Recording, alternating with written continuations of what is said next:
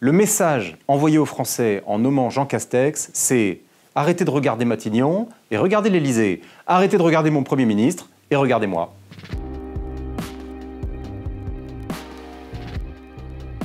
Jean Castex n'est pas connu des Français.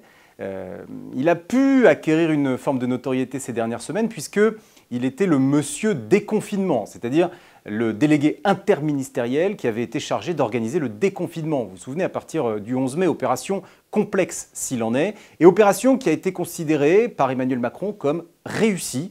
Ça a pesé dans le choix du président de la République.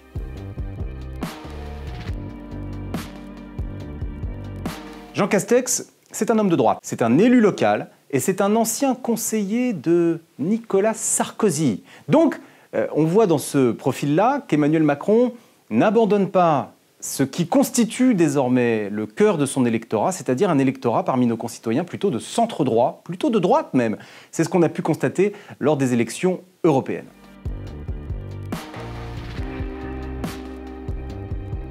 Remplacer Édouard Philippe par une personnalité qui serait venue de la gauche, c'était une prise de risque énorme.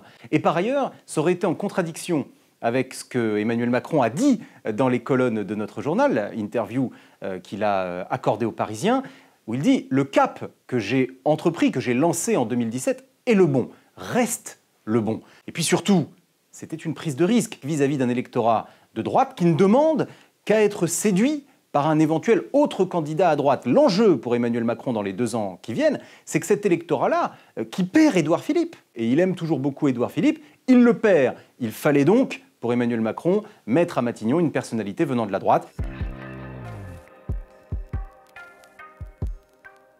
Édouard Philippe avait pris trop de place sur le plan politique, que ce soit dans la réforme des retraites, mais aussi pendant la crise Covid, où les décisions étaient certes prises à l'Élysée, mais l'exécution et la mise en œuvre étaient tenues par le Premier ministre. Et à la fin de cette crise, la popularité du Premier ministre s'est envolée et celle d'Emmanuel Macron a augmenté, mais beaucoup moins rapidement et beaucoup moins fortement. Pour un président de la République, ce n'est pas acceptable que de voir son Premier ministre s'envoler dans les sondages et de rester soi-même dans une forme de stagnation.